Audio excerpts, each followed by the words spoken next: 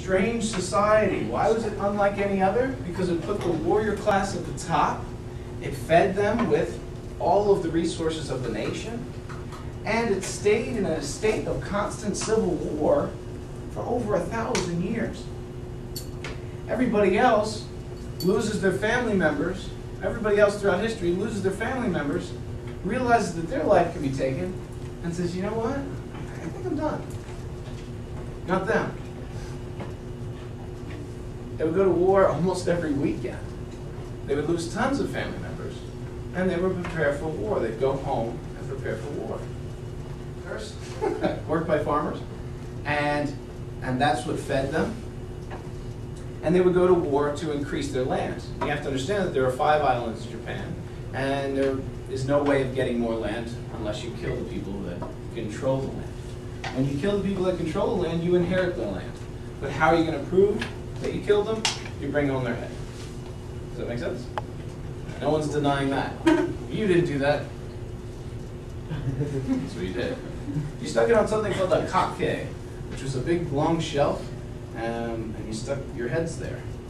You had these chains that kind of looked like, did you ever see a guy go bass fishing?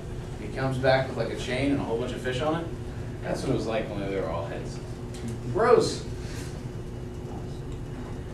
When they went to war, and as they killed each other off, they were killing, you went to war with about 50 samurai, and you came back with sometimes 15, sometimes 20.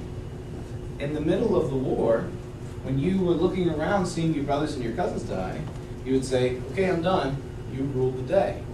The reason why you said that was so that you could go home. Never in a war did you annihilate the enemy, meaning kill them all. Because they had increased responsibility as their members died. So if I went in with 50 men and I walked out with 15, we were in trouble. Each one of our cousins, our brothers, our fathers, our uncles that died had a ton of wives.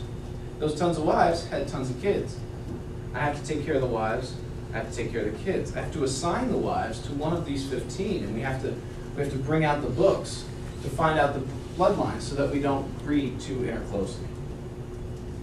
So this is a little strange, but samurai bloodlines were considered powerful. If you had 100 children, which was not unheard of, and 5 of them survived, there was a reason for those 5 to survive.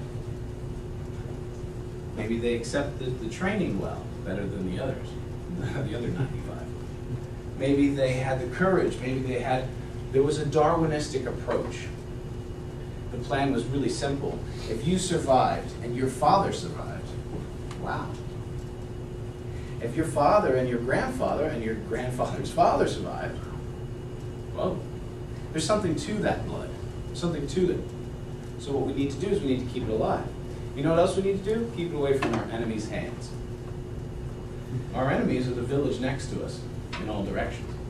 So if I were to produce children, and some of them were women, right? You produce 100 men, you're going to get about 100 women, if not more.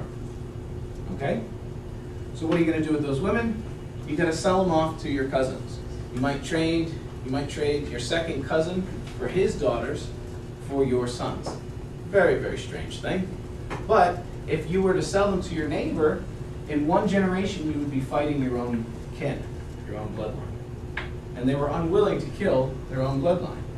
It would be like fighting the blood of their ancestors, which will not happen.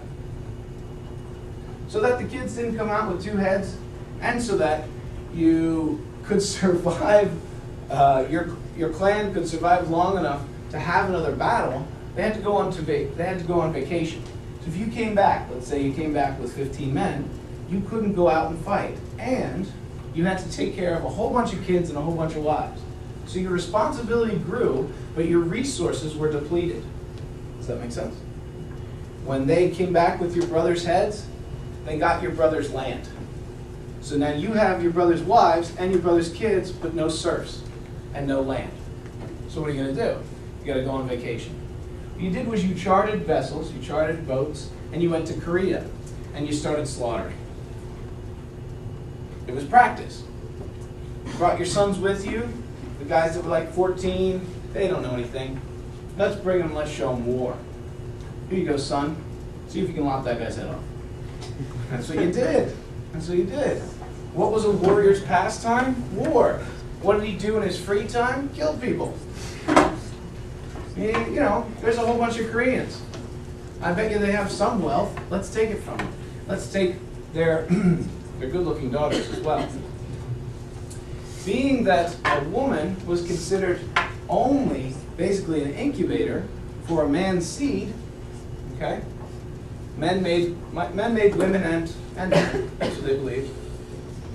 Man would make women and men. And the woman's job was to incubate it so that it could come out. Who owned it? The first wife.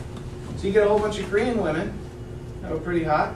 You brought them home, and they became wife number 17, wife number 18, wife number 20, and so on. 19. Very strange.